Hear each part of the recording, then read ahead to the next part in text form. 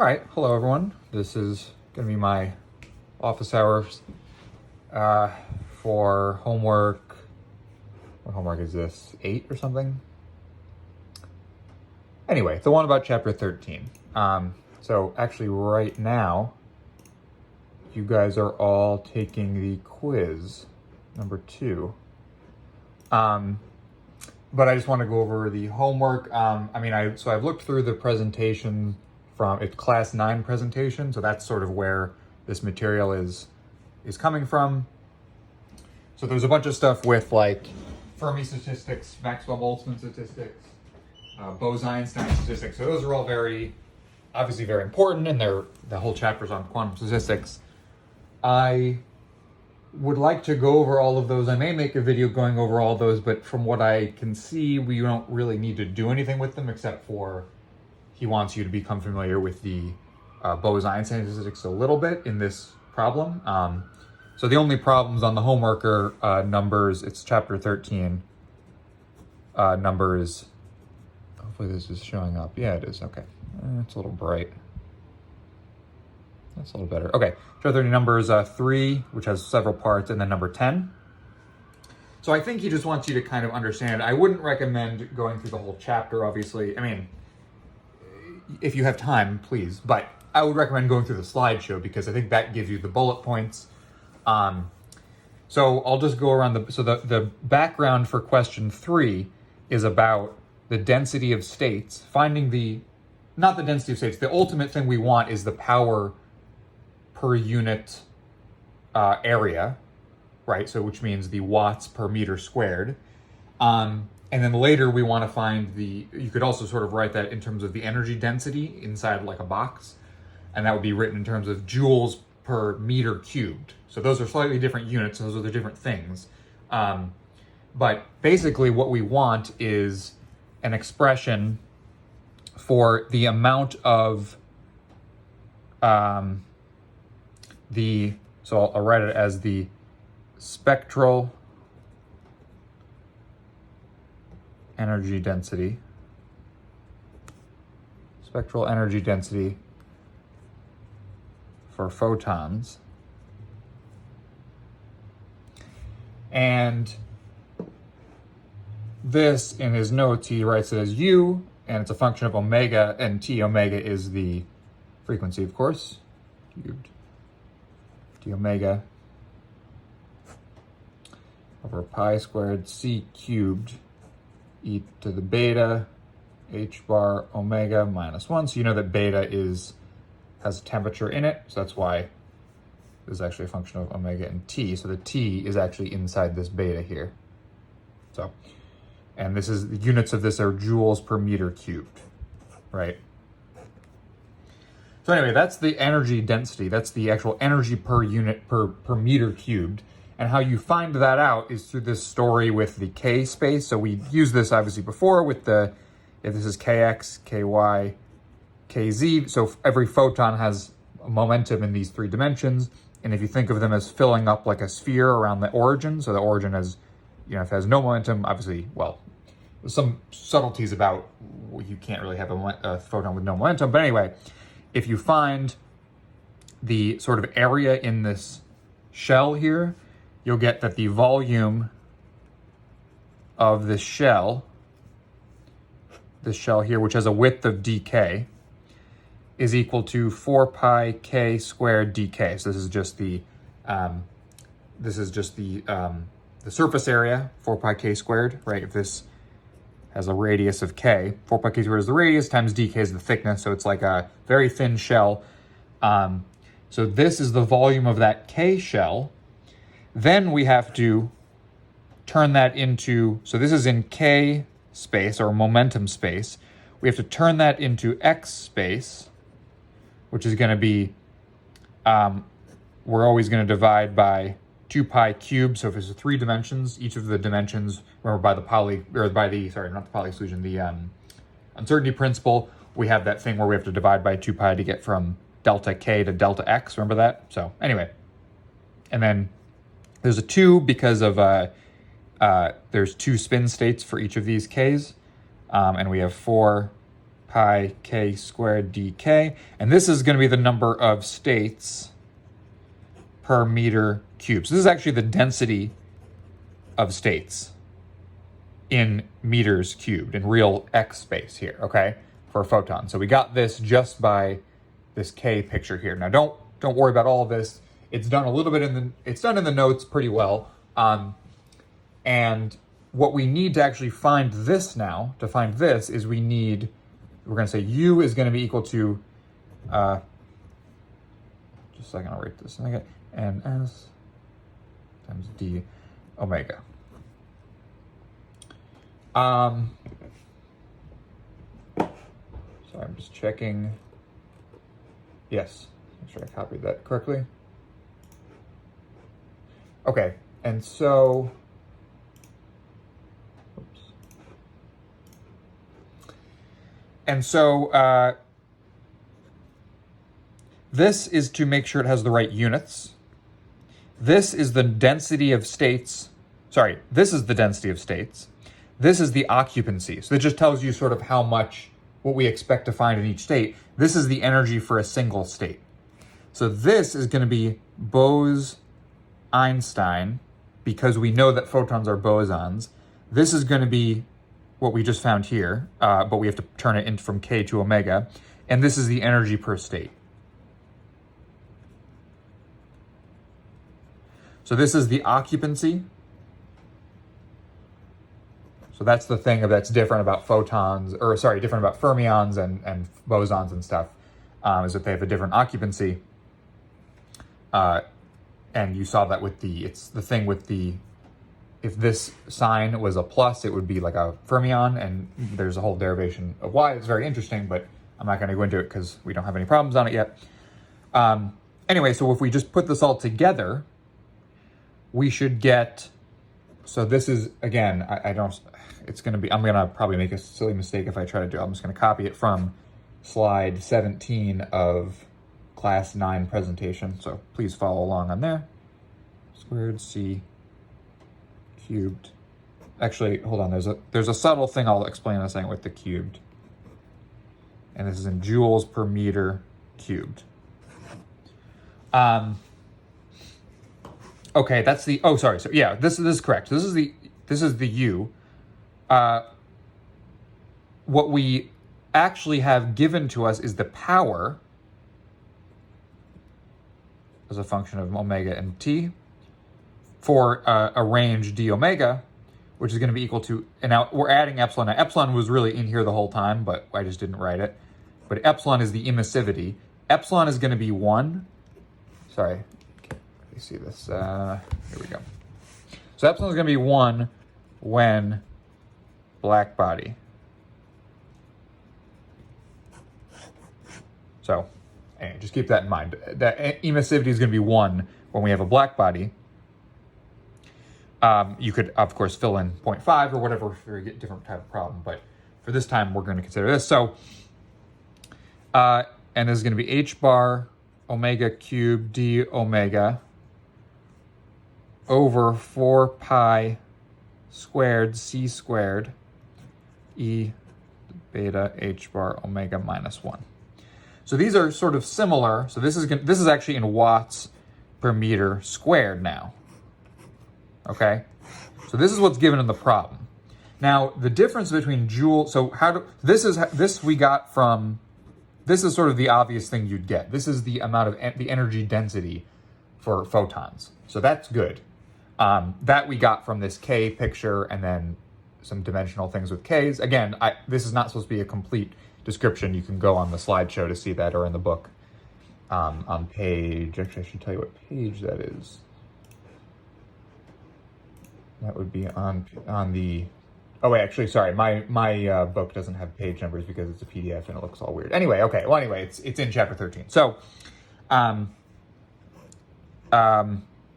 so this is going to be the energy density, but if we want the power, we want it to be something in watts. Now a watt is what? Watt is a joule per second, right? And then we want it to be per meter squared. So it's now going to be d omega. It's like a differential here, which is fine. Actually, they're both differentials, it's fine. But what do we need to do? Well, that actually explains why there's an extra c. That's how I mentioned before that there's an extra c here, then here there's c cubed here, and here there's c squared. And yes, the reason for that is because to convert from, basically we have to consider that if we have a cylinder, so if we have some kind of cylinder, and we take the energy density in this whole thing, right, and this cylinder had a length of c delta t, actually I should really write dt, then this dt we can use to convert from joules to watts, right, because watts is a watt is a joule over dt basically, right, or a w dt is equal to j is really what I should write. And using that, we can't just put dt by itself anywhere, but we can put, for the length of this tube, so the energy in this tube, we can say, well, all this energy hits this area here in 1 second, right? Because it all travels at the speed of light. And so using some dimensional things, this is again another sort of boring calculation, we can find the power, and it involves sort of a solid angle calculation. Anyway, it's not very interesting, but we end up getting that there's an extra c on top, and so we cancel one of those down here, and everything else actually is exactly the same. I'm trying to think where the m went. Oh, well, okay, so yeah, c has units of meters per second. Length over time. So one of those went to canceling this, and one of those went to giving this here. And all we did was change a c. So conceptually, that seems really so simple. And actually, there's a factor of 4 that we got too, and that comes from some sort of solid angle thing. It's not very important. So anyway, the point is that now we're at here. This is where the problem starts. So this is number 3. Number 3 actually asks, and let's just go and see.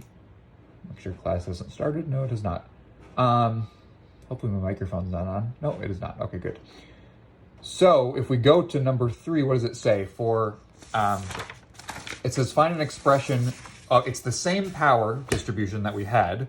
So I'll write it again, P d omega is equal to epsilon over e to the beta h bar omega minus 1 times h bar omega cubed d omega 4 pi squared c squared watts per meter squared. This is units. You don't really need to write the units obviously because the units are in the variables. So you know this isn't like another thing that you really need to write. Make sure that the differentials agree. That's good. This is a differential in omega. This is a differential in omega. In other words, this means that if you wanted to find that, this would tell you the differential amount of power, right? This expression, if you take this out, will tell you the amount of power, and if you could integrate it between any two omegas, basically. So, and what they want is you to write this exact thing. They want you to write this P, instead of omega and T, they want you to write it P as lambda T, right? That's the whole thing. And then this is d omega, and this is going to be d lambda. So that's actually not that hard, because we do know the relation between omega and lambda. We have omega for a photon. These are all photons, of course, 2 pi c over lambda. So remember that that lambda is the wavelength. It's the wavelength, it's not the wave number. So we have this 2 pi here that converts. It would convert from like 2 pi over lambda by itself is k. And then c over k is omega, if you want to think of it like that. We don't usually use k I guess we don't use it that often. But anyway, this is it. So how do we get d omega? We're obviously going to need d omega because it appears here and here. And so d omega is going to be what? 2 pi c. And now it's not over d lambda. That would be a huge mistake. Please do not do that. It's going to be 2 pi c over what? Well, what we actually want, d, we can't just really take d. I kind of lied a second ago. We can't really just take d and slap on a d everywhere. And we can't just say d of this, because what is d of this side? It doesn't really make sense. D, really what we're doing is taking d by d lambda of both sides. So d by d lambda of this side is d omega d lambda. D by d lambda of this side is d by d lambda of 2 pi c over lambda, right? Now 2 pi c, of course, is a constant, so this becomes 2 pi c. And now what's d by d lambda over lambda to the minus 1? That would be just minus 1 over lambda squared. And that's it. And now we have the relation d omega equals, and I'll move the d lambda over, minus 2 pi c over lambda squared d lambda. That's it. So this and this, if we just literally plug these into here, you're going to see we're going to get like a really annoying thing. You can see that because d lambda has a lambda squared on the bottom, and because omega has a, sorry, did I say that right? D omega has a lambda squared on the bottom, and omega has a lambda down here, you can kind of see up here we're going to get, well, this is going to give us a 1 over lambda cubed, and this is going to give us a 1 over lambda squared. So actually we're going to get something, the result, and I'm not going to write it because you can just fill, it's like take 1 second, you can just fill it in, is going to be something like 1 over lambda to the 5th. And we're still going to get the e of the something. Of course, now we got to plug in our thing here. So it's going to be something like 1 over lambda minus 1. Obviously, this is not the answer. I'm just writing the lambda, the parts that depend on lambda. It's going to look something like this. So that's it. So you can just plug that in. You see, I just want to make sure. The only hard part of this was taking the correct, getting the differentials to work out correctly. And then we will get a p power, differential power as a function of lambda. Now, the next parts, B asks you to plot this.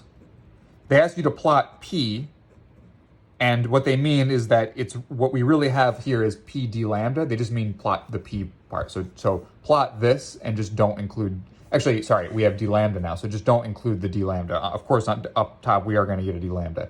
Don't include that because I really should be writing like this. So, you know, just the P itself is everything else. Now everything else is just going to be a function. It's going to have a bunch of constants. Make sure you get the constants right, because if you don't, you leave them out and you just say, you know, it's kind of like this, like I just did. Then when you plot it, you're not going to get the correct wavelengths of anything. And that's sort of the whole point of this, is to get the right wavelengths. So you're going to plot it. Now to plot it, you can use, I'm just trying to, well, so if you really don't want to do any work, you could use Wolfram Alpha and figure out how to plot this. I'm not gonna like teach you how to plot this because I just think there's sort of no way to do it. I would recommend Mathematica because it's my favorite thing. Yeah, because then the next part is gonna ask you, so part C asks you for the max energy, which means really, it just means that when you plot it, you're going to get something like this, right? I mean, it's not going to look just like this, but it's going to look kind of like this because that's what these functions look like. They want you to find this lambda max. And of course, you can get that by just dp d lambda. It's just this function is p of lambda. You can just take dp d lambda equals 0, and that would tell you where the maxes are, and then plug in that p of lambda max. Well, actually, it doesn't really matter what the power is. You just want the lambda max. So find when this is 0, and you'll get lambda max.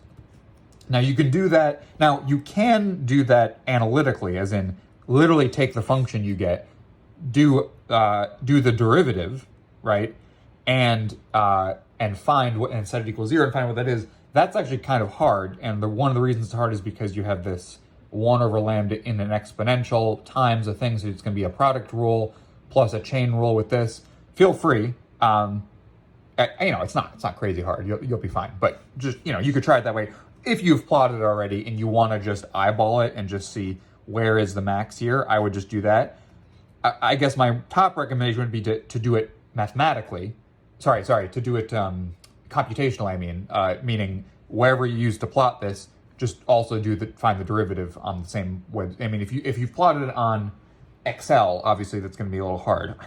So don't do that. But if you plotted it on MATLAB, which I believe is what this class wants you to do, or Mathematica, which I recommend, which is also a very valuable skill, I think. Or let's see, what else could you plot it on? Anything else you can find to plot it.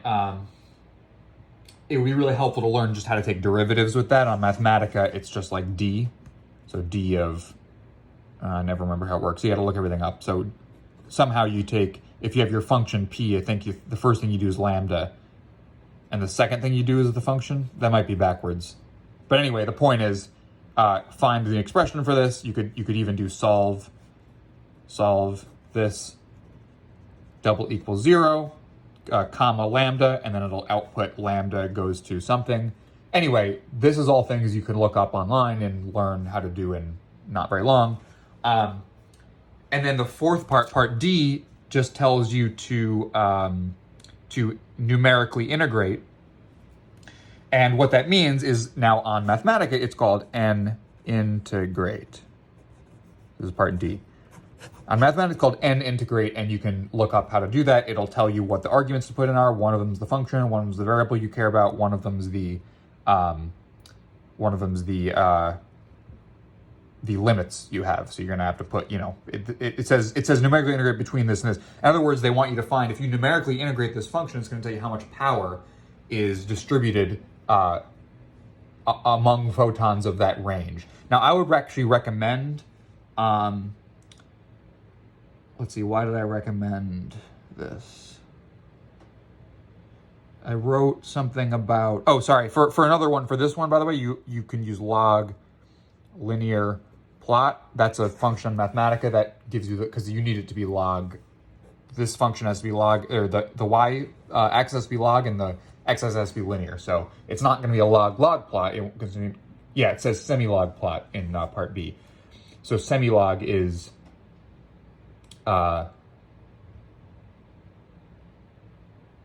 semi-log is log versus linear.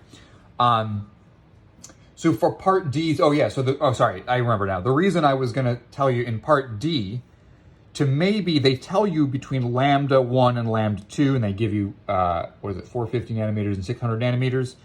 And they say, they want you to find, here's what it is.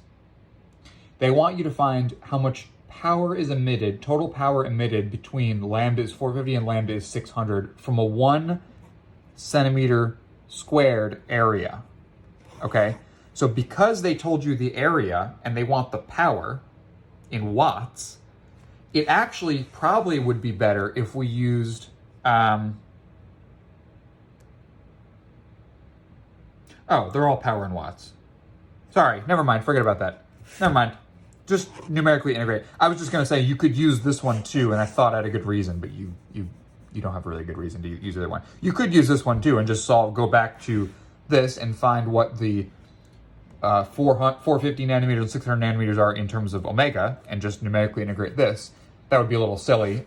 Now I'm realizing why the book is not being silly. I'm being silly. The book is not being silly because, of course, because you've already plotted this on some program, you can easily numerically integrate it. The reason you can't really integrate it, and they say numerically integrate it, is because I believe this might not literally have an expression that tells you that it's indefinite integral. And so you can't if you just try to integrate it on Mathematica, it'll probably say there is no form, or we couldn't find a form, or there might be. I don't really know. Maybe there is. I actually doubt there is. And so you should you just use numerical integration. What that does is just essentially it's this, and they tell you the two lambdas. Let's say it's this and this. I don't really know if it is. It may be not this, but let's say this is lambda 1, lambda 2, and they want you to find the numerical integral. What that is you're going to tell you the area under the curve, and how they're going to do that numerically. How they do that if you don't use n-integrate, if you use regular integrate and just try to actually do the integral, they're going to find an expression that tells you from 0 to any lambda, what is the area under the curve. That doesn't necessarily exist. That function doesn't necessarily exist. What does exist is an area. I mean, there is a number, right, that tells you the area. So n-integrate is just going to pretend this is like probably a bunch of it's just like the rectangles, remember, from when you learn how to do integration. So if you just do the rectangles, right, and you just do small and smaller rectangles, obviously the point of integration is that you could take the limit as the rectangle width goes to 0 and that you get infinitely many of them, but you could also just take them to be very small and just add them up by hand and, by computer, and the computer just tells you the answer. So anyway, so just do the numerical integration. Then, of course, once you do the numerical integration of this function, that's going to give you the power p. It's obviously the d lambda version, but it's I guess I could use this one. That's going to give you p, but remember, p is in units of watts P is in units of watts per meter squared, and so you're going to have to multiply this by the fact that it's 1 centimeter cubed, which is 10 to the minus 4 meter cubed, right? Sorry, meter squared. Yeah. And so then once you do that, you'll get something in watts. So your answer for part D should be in watts. And it could be, it's obviously going to be like a decimal. So just don't worry about the decimal. Just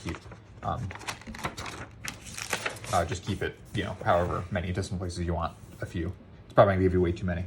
And then the other part was part 10. The other question was number 10, which said in a semiconductor, let me actually just look at it. Number 10 says the resistivity of a metal increases with temperature as the number of collisions for electrons increases. Right, so temperature just tells you how, the higher the temperature, the more collisions you'll have between electrons. Discuss what happens to the resistivity of semiconductors. Well, the picture we should be thinking of semiconductors is some bands, and I'm not gonna, we know this is K-space and this is energy. And we should be thinking that there's a bunch of electrons here, and there's a gap here. This is a gap, and the gap is large in an insulator. It's in a conductor. We don't really consider the gap because the electrons are already sort of permeated in a band or whatever. But if the gap is very small, and the top band is relatively empty, we'll have a semiconductor. Now, if thermal fluctuations you should think as, it's not like we sent in some photons with a certain fixed, like a fixed lambda. The thermal fluctuations, as we've seen, are distributed over lambda. So we know that the energy, and this also means it's because photons, lambda is just, for photons we have this, which is hc over, actually, sorry, I don't remember if there's a bar. It doesn't matter. The point is that because energy is only a function, this is the only thing that's a variable here, and this is the only thing that's a variable here, as this is actually distributed over energy. So these are the number of them, the density of photons of each energy. And so you might have thought before, well, sure, when we have a semiconductor, if the gap is small, I guess it's more likely that they'll bump up here. But why, shouldn't you need exactly this much energy, right? In all the quantum systems we've been talking about, if we have two energy levels, we've been talking about how you need exactly that much energy to get you from one to the other, and that's true. However, this whole chapter is about thermal fluctuations, and in thermal fluctuations, there's not a fixed value of the energy that a photon is going to jump you up to. All of these are photons, and there's a bunch of this energy, there's not as much of this energy, but there's still a bunch.